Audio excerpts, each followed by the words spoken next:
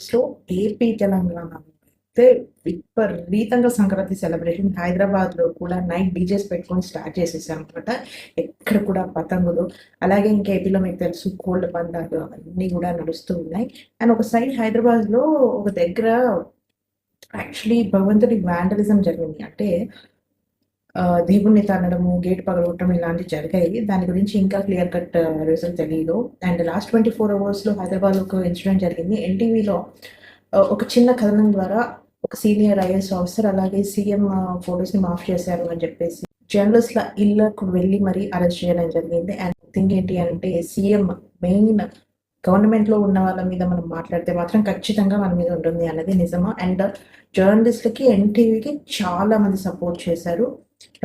ప్రతిపక్షం గానీ, హరీష్ రావు గానీ అండ్ ఈవెన్ జగన్ కూడా ట్వీట్ చేయడం జరిగింది దాని గురించి. అలాగే సంక్రాంతి సెలబ్రేషన్స్ ప్రతి ఒక్కరూ హ్యాపీగా జరుపుకుంటున్నారని కోరుకుంటున్నాను.